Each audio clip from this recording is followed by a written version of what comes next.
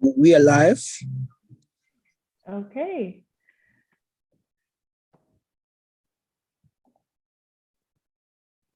Hi, everybody. Thanks to everybody who's tuning in to our second Meet the Founder webinar.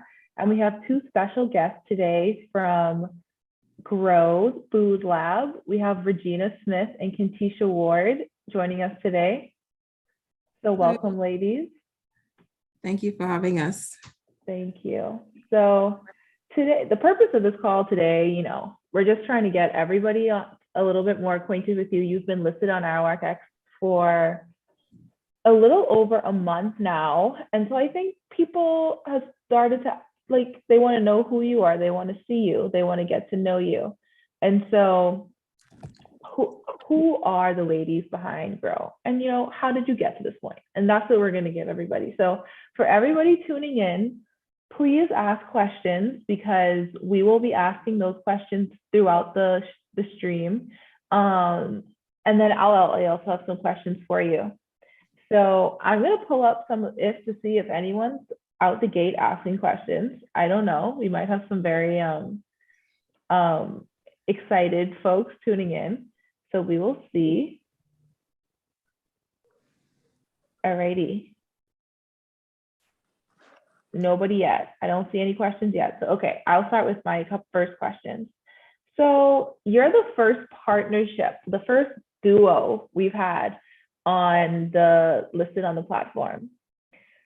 And I feel like I've had the really great benefit of getting to know you both and your dynamic. So I just want to know, how did this start? How did the Kentisha and Regina team start? All right, so I usually started off first. So good evening, everyone. Yes, so I'm Regina and one of the co-founders here at Grow. And so Tish and I met about five or 6 years now. We're both individual processors in our own businesses. So I'm the owner of Firehouse and she owns Pop Stop, a gourmet popsicle company. And so Firehouse manufactures seasoning, sauces, and spices with locally sourced produce.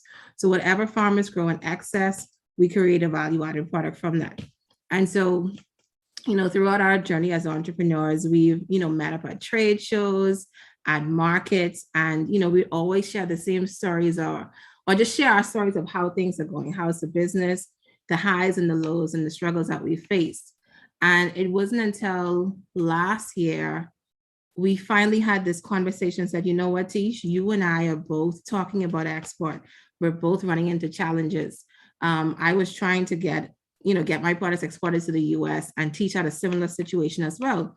And so, we ran into a lot of shortfalls and roadblocks and said, you know what, rather than figuring this out by our as individuals, we should come together and start to collaborate. And so November of last year was when we actually started this conversation. And so, a year later, we're in it, we're doing it, and we're coming together to make this dream a reality.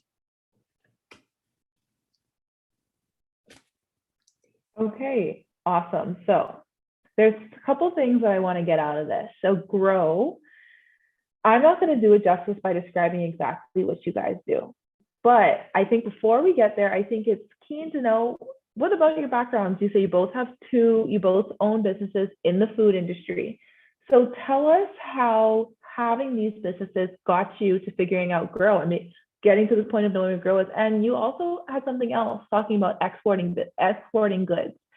That's like, I'm trying to figure out the hardest puzzle that I don't know, the hardest thing for us to figure out, one of the hardest things and one of the biggest pain points. So you guys have businesses, you got a business out of these two businesses, and then you figured out how to export. So talk a little bit about that. So being agro processors, both of us being agro processors, we've always wanted to export. I think every entrepreneur, every food entrepreneur, even the entrepreneurs who may make straw bags, or even the entrepreneurs who may be trainers, they want to export knowledge. We all have a goal to export our product. So it came to a point where Regina and I, we both had a desire to export. And I got in contact with the international distributor who wanted to export or who wanted to import popsicles, soursop popsicles into their country.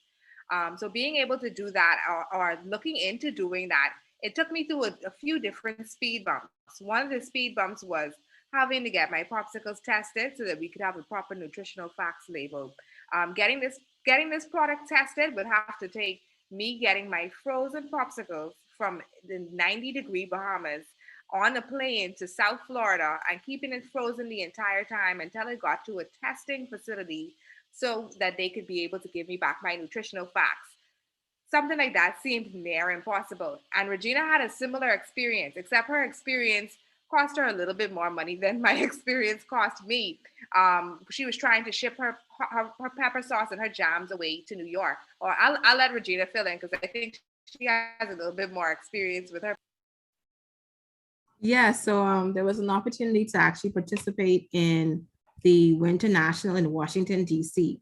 And so our distributor was based in New York. And so the plan was to get these products to him. And so we started the process, looked at the cost of sending it over, found an airline that was able to carry it. And so you automatically know that the cost from airline versus, shippers was definitely higher. Oh, And so they yeah. got those packages there. We went through the process until they arrived in the US. Well, they actually arrived in Florida first. Once they arrived in Florida, however, the agriculture and customs and border control seized the package, and the FDA then stepped in, and we had to go through this process of testing. And so they said, Ms. Smith, we received your packages, but we need you to now confirm the contents.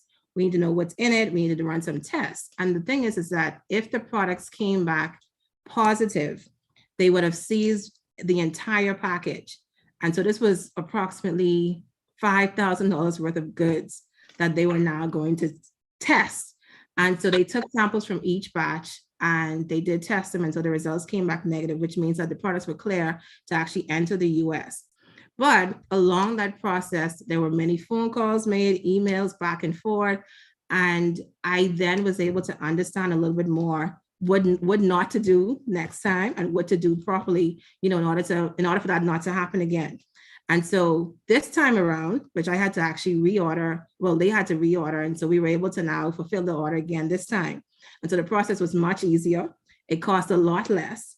And it was definitely seamless. And so our goal is to now take those steps and those relationships and the linkages that we've created and pass that on to other consumers in the industry. So other producers, processors, the farmers, whatever goods that you now want to export, we are developing that distribution chain, which allows it now easier for your product to get into the US and to get into that market. Okay, so that you just set me up for the perfect question. So I think everybody has a good grasp of what Grow is. I always say it's an incubator, but for food.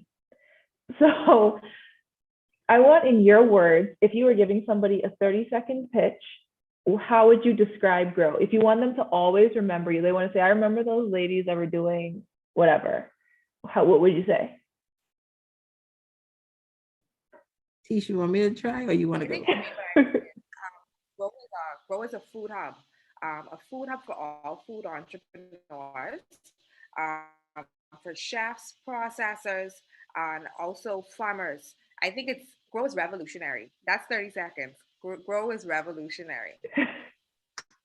And then I can also chime in and say a little bit more. So we are definitely the hub or the ecosystem for agriculture in the Bahamas. And so from the farmer to the processor to the chef to the consumer, we're touching all of those points along that value chain.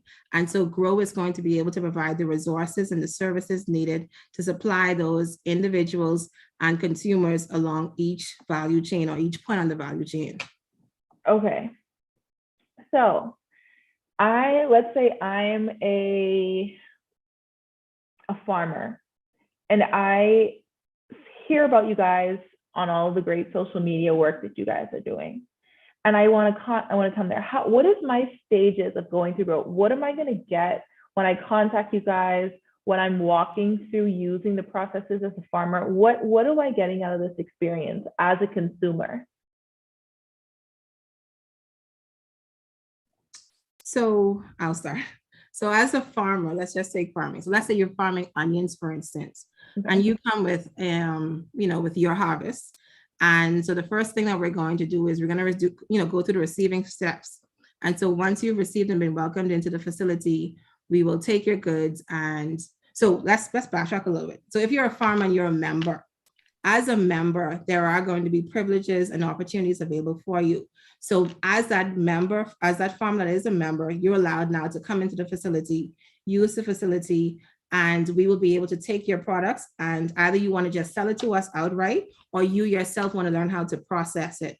So whether it's dehydration, whether it's jam making, we will actually assist and help you along whichever your path is. So some farmers may just want to grow and supply, which is fine.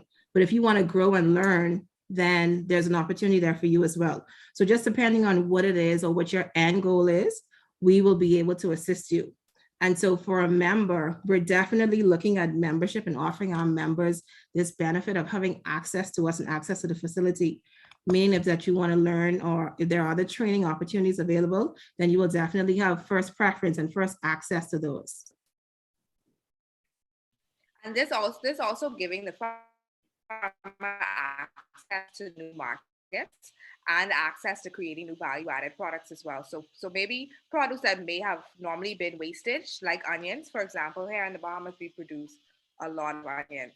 So maybe products that may have been wasted, now they could be turned into value-added products that they could be resold to bring in more revenue for that farmer and for that farming business as well. Okay, so I hear a couple things. So you have the farmer, but then you talked about people that are making food, people that are processing food, and you have so many different types of people who could benefit from Grow. So let's say I'm this farmer, I'm starting here, and I have these onions that I brought into the facility. But then there's also someone who is a chef. You guys, I'm sure you'll have chefs who work in Grow. Correct me if I'm wrong. There are chefs who'll be there.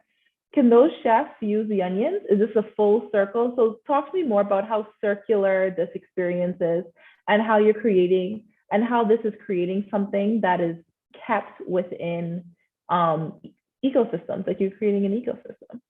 Definitely. And so the whole concept of farm to table is definitely displayed here.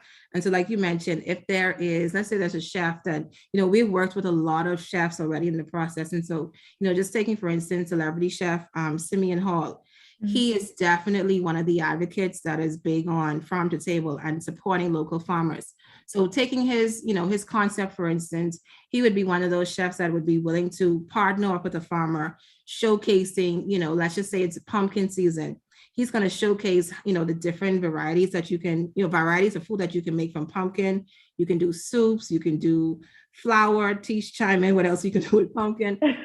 Definitely Simeon would be that advocate for connecting with farmers. And so no longer will you talk about pumpkin baby. Right. So baby food as well. So no longer will you talk about, not being able to supply or not having a market for your good. It's now you can actually service the chef, you can service the processor, you can service us as even also being this distribution of this collection facility for your farm goods. Okay.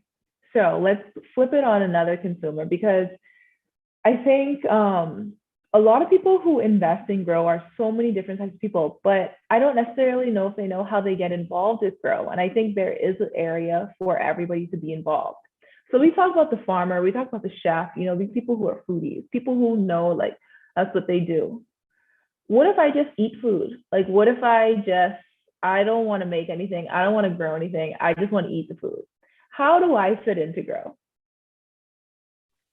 This is perfect. Grow is the method for food sustainability. So being able to have a facility like Grow can guarantee cheaper prices here locally here in the Bahamas. We talk about a 90% import rate, being able or bringing in 90% of our goods.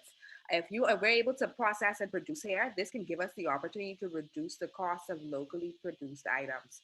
A lot of persons complain and say it's so hard to shop locally because local persons they charge expensive prices.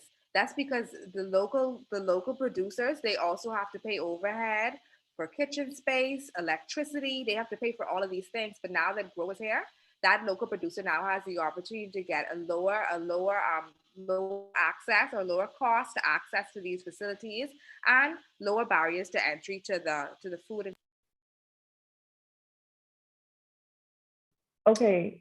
And also, from a consumer standpoint too, what Grow also allows now is an increase in consumer confidence. So let's just imagine our favorite jam that doesn't have a label on it. This, you know it's guava jam, for instance. You know it tastes like guava, it looks like guava. But now being able to process this product at Grow increases consumer confidence, meaning that you're sure that it's cooked in a safe environment. We're being adhered to food standards and processing standards, and there's going to be a label on it. So now you know when it was produced, what's the expiration date, what's the nutritional content. And so this just increases consumer confidence. And then now you as a processor are proud of your product. And as a consumer, you're a little bit more guaranteed and safe in terms of what it is that you're buying and consuming. So you hit one of like the big things. I'm a big advocate for small local startups and businesses working in RORCX. Right. It's kind of inherent in you.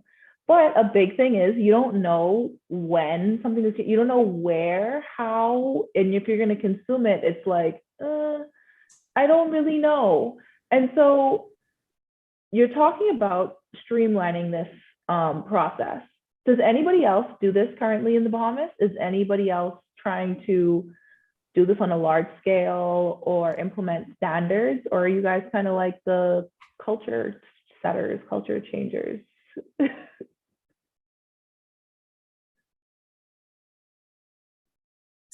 Me? Okay. So we do have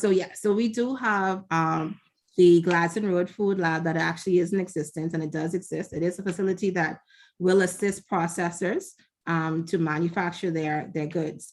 However, the size of the facility and it does need some retrofitting and to handle the capacity that we're currently seeing.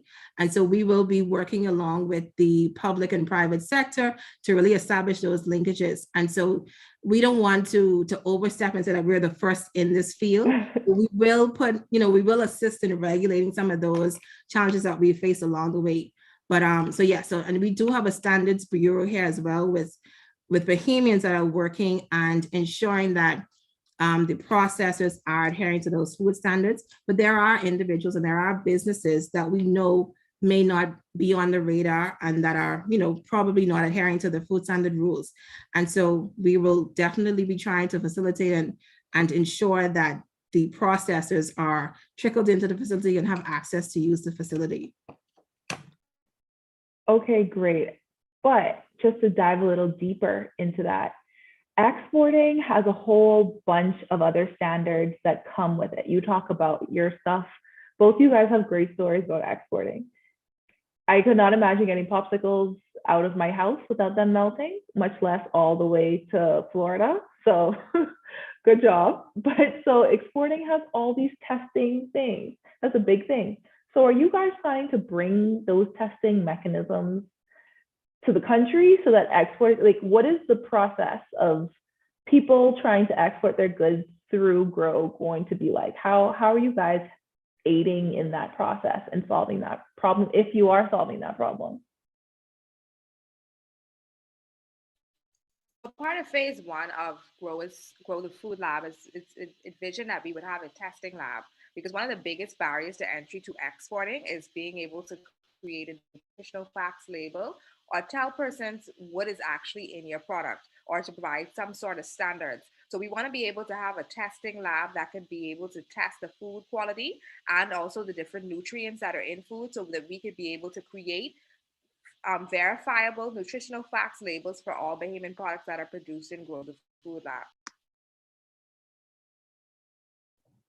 And another thing is that we've also established some partnerships with international food labs and testing agencies. And so we're ensuring that the requirements that are needed for export, we have the testing equipment, and we also have the training needed to be able to make sure that those nutritional contents are printed correctly and have all of the actual vitamins and content requirements needed. Okay, so I mean, that sounds good for a foodie like me. Like, I'd love to go and travel and see like Bahamian stuff all over the place. Like, I don't think I see that ever. So And I my was distributor really trying to rack my brain on like, have I seen it? So and the distributor that has Firehouse products, I use like, Regina, we love your stuff, but we need more. We need containers. We don't need, 10 boxes at a uh-huh. time. And so I'm like, we're working on it. We're getting it together, and we're going to make sure that we have next time a trail of jams, a trail of, pepper jelly, hot sauces, whatever we Mhm. can grow and whatever we can process. We're going to try to capitalize on the opportunities available for export, but also for local distribution as well. Okay, so cool. We talked a lot about that. I'm going to switch it over to another type of conversation. So grow has many phases. Anybody, these questions are for people who have looked on the campaign. They've seen all of these things, your future plans. You have all these plans. When are we expecting Grow to launch? And what are these key core things that it's going to launch with? So you want to launch, there's no way that you could launch with all 20 product offerings. Who is Grow for at the beginning, and what should we expect when you launch? I think in the beginning, Grow is definitely for the farmers, the chefs, and the producers. So those are the three core persons that we really want to focus on at the beginning, because we realize that food sustainability begins with the farmers. We have to Mhm. make sure that the farmers are able to produce and scale. So we want to focus on some of the things that they're already wasting. So how can we transform them into value-added products that we could actually use here in the Bahamas? And if it's that much excess, we could actually export. One thing Regina and I have learned over the past few weeks is that being able to reduce the export rate actually reduces the national debt. So that's one of the key things that we hold dear to us, is being able to reduce the local imports so we can reduce debts. Go ahead, Regina. I'll let you chime in. No, so I think you said it. Yeah, so our focus is definitely going to be on the farmers and processors side, making sure that we raise the standard and get the standard to a point where we can be confident in our ability to get it to the US. And so understanding what goes into your product, your packaging, because I think for a lot of processors, their goal is to export, but understanding that there are packaging requirements, there are production requirements. So before you even get to that point of export, let's get you to understand your product, your pricing strategy, what goes into your product, the cost of it, and get it down to a T first. And so that's why I always focus on, or our goal is to look at local distribution first, and then the access goes to export. So we want persons to export, definitely, but we want you to understand your product first and understand the role that it plays in the local economy as well. Yeah, and I think that's key. I mean, you guys listed on the platform, and I think we went through the same process with all the businesses that list. So it's similar. You're creating an ecosystem, giving others opportunities to do other things. So I think we can definitely relate to that on that note.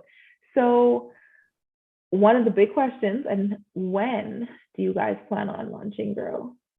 Is there a timeline? Can we talk about it, or is it under wraps? Okay. So with a successful raise, which we don't have, we're keeping our fingers crossed. With a successful raise, we plan to break ground in summer of 2022, and we plan to launch by Thanksgiving of 2022. Thanksgiving giving us a date to whereas we could actually be able to host a large food event at the same time being able to give back. Well, I'm excited for that. I mean, Thanksgiving just passed and it was definitely a food event. So next Thanksgiving, I know I can stay in Nassau and have the same big foodie event that happens in the US. So I'll definitely put it in my calendar and I'm sure everybody who's tuning in will too. Um, so ladies, you have about a month and a half left on the platform. What is it that you want people to know that you haven't been able to get across to them, you think, on your campaign or on your marketing? I feel like people know a little bit about you guys now, which is awesome because you guys have the experience to run something like this. But is there things that you want people to really just solidify in their brains for they just to get them over the finish line, get them over their decision line?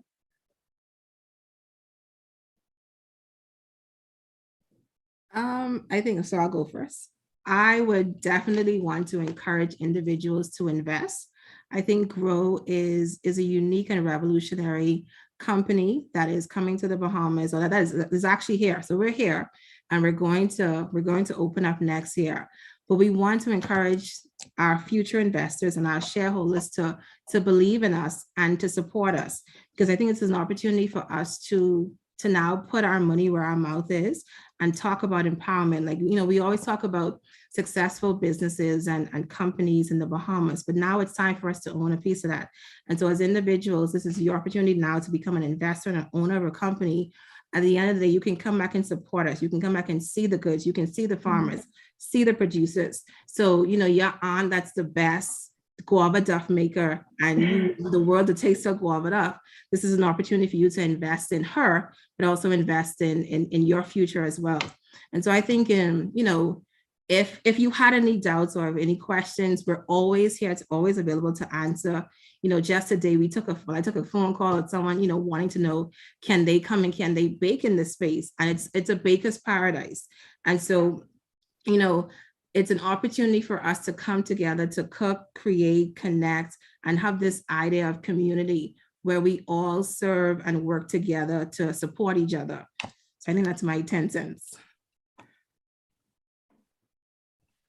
And let me put in my 10 cents. So Grow is something that we all need. Everyone needs food and food sustainability. Like we say, Grow is for the farmer, Grow is for the producer, and Grow is also for the consumer. By being able to provide cheaper rates in the food store. When we hear these local food stores saying that they're going to be increasing for the next 5 years, it's only just began. So being able to invest in Grow, which is just the price of $16, 10 shares, $160, can secure your future of food sustainability and also give other food entrepreneurs access to securing your food sustainability. Yeah, for sure. So some couple of things that I've heard tonight is you guys have something that I didn't hear. You have a huge social footprint, like a social impact on the country, by creating a circular sort of food distribution system, keeping food in the country, is going to decrease our need to import. That's a huge thing. Like Kantisha, you said that people are saying they're going to increase their prices every year. It's going up and up and up and up and up. And like, really, that's not sustainable for us. And we do have to eat. And so you're talking about that. You're talking about increasing job opportunities for chefs that might not be able to have a kitchen, a certified kitchen to cook out of. You're creating lasting effects within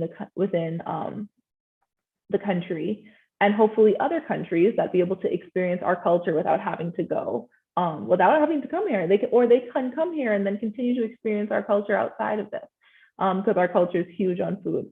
So I think for me, I know that Grow is big on opportunities, but really that social aspect of things, that engaging the entire ecosystem from babies, like you said, baby food, to like older communities, older people having access to affordable food when they retire. That's really great. So that's definitely my 2 cents that I took away from here.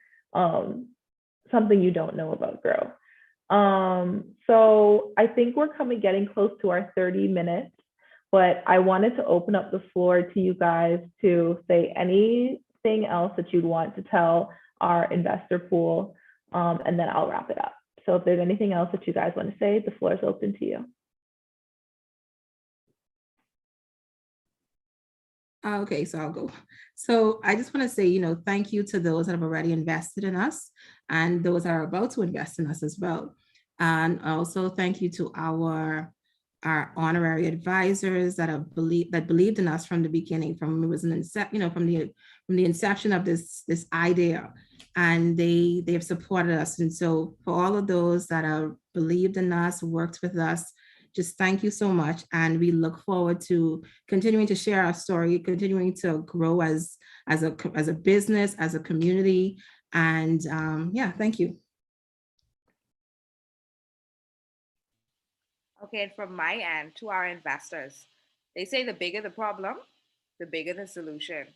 And the way that our Grow's business model is set up is that we're solving big problems. So I want to invite you guys down to Arawak X to invest in this revolutionary, visionary idea that's going to change, it's going to impact the way that food sustainability is handled here in the Bahamas. To our supporters and to persons who've already invested, I want to say thank you so very, very, very much. And I encourage you to invite others to invest in Grow, because we know that Grow is something that we all need because we need to eat. And to persons who are interested in investing, feel free to reach out to Regina, Bria, the entire Arawak X team. We can't wait to get you signed up and invested in Grow, and we can't wait to get you growing. So thank you so much. Okay, so that was great. So thank you to Regina and Katisha from Grow for joining us tonight. It was very informative. I mean, I learned a lot, even though I've already get to know you guys for I don't know how many months now, but I always learn something new when I get to talk to you guys. And like Katisha said, if you're interested in either learning about becoming an investor on Arawak X, have any questions about anything to do with either Grow or listing on the platform, anything to do with Arawak X, visit our website, or you can contact us. Our phone numbers and emails are also on the website, and just reach out at any time.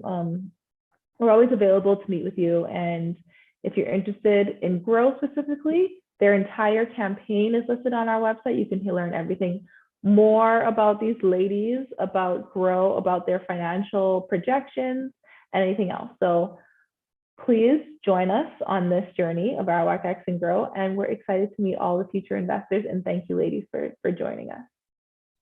Thank you so for much having for us. having us.